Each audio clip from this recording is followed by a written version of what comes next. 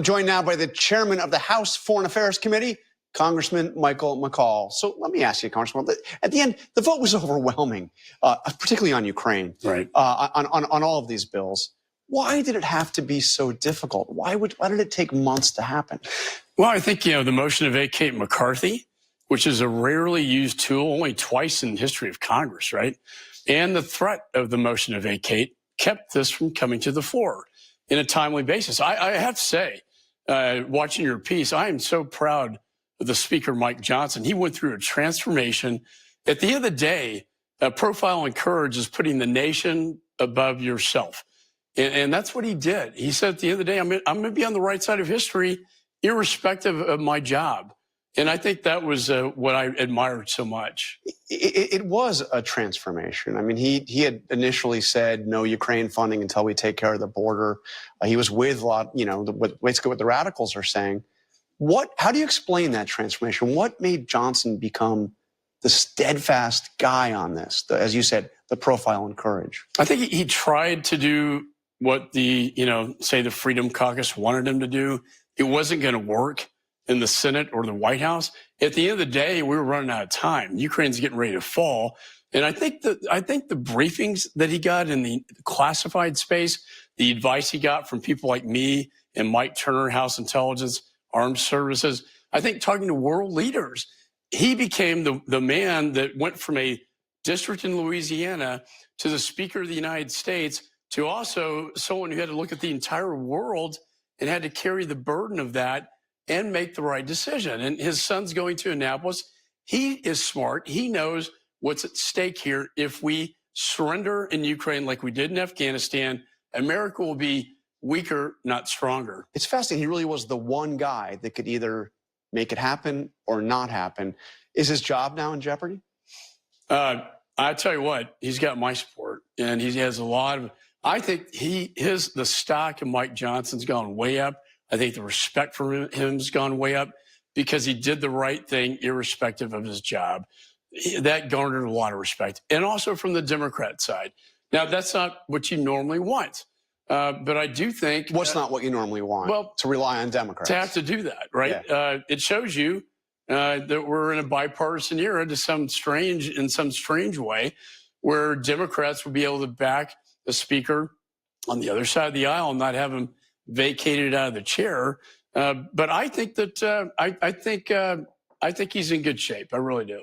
I mean, you already have enough Republicans to force and it takes one to force the vote, and you already have enough to remove him if it were only Republicans. So it looks like he's going to need to rely on Democrats to remain Speaker of the House. How does that change the dynamic? I mean, well, I think they're also... we now have a coalition government in the House. Well, I don't know. Maybe some people like that. I mean, yeah. There are those in my party.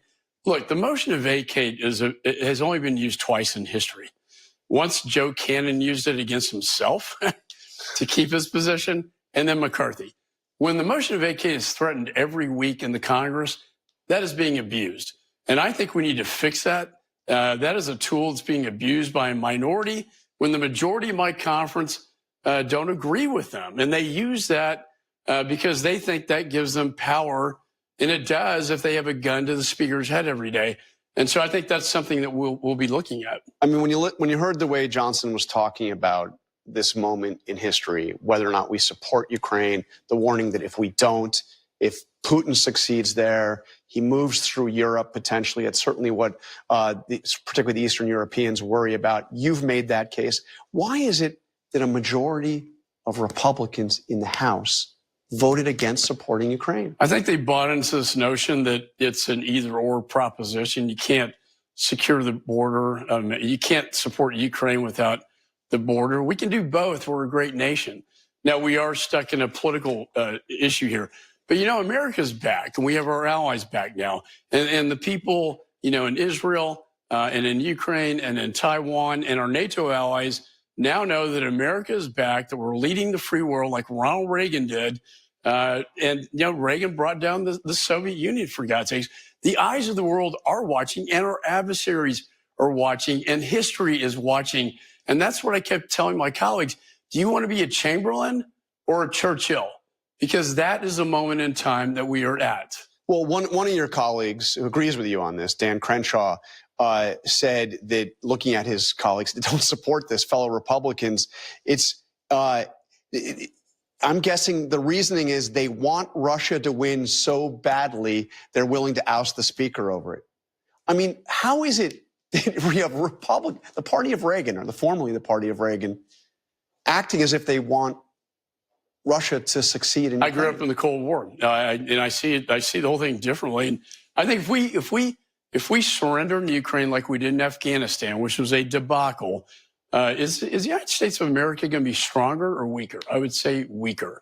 And then Putin will invade Moldova. That's not Article 5. Georgia, he'll threaten the Baltics. And the United States is already, we can't shrink from this responsibility. You know, I quoted Churchill yesterday, the gathering storm. He talked about how it was unnecessary war. He saw the axis of evil and Hitler coming to power. But then he says to Roosevelt, this is an unnecessary war that could have been stopped. My dad was in that war. Just think if we could have stopped Hitler at Poland, how much blood and treasure we could have prevented. I think we're at the same moment in history now. So where's Trump on this? I mean, we saw when he met with Viktor Orban of Turkey, Orban came out and said, Trump said, not a penny more for Ukraine. Where's the real leader of your party on this? If you read through the tea leaves, he has not come out and condemned a vote for Ukraine. What he said, it wouldn't happen if I had been president. He likes the idea of the loan program. You're going to hear Lindsey Graham talk today on Sunday. We've been talking to him about this loan program, and Mike Johnson has too. He likes the idea that it's not just a giveaway, but a loan program like the EU has for Ukraine. And so I think what he wants is for a lifeline to be given to Ukraine so that when he gets into office, in his thinking, that he can then negotiate and save it. Well, it's a loan program that can be forgiven. Congressman McCaul, Chairman McCaul, thank you very much for joining us. Thanks, John. Thanks for appreciate it.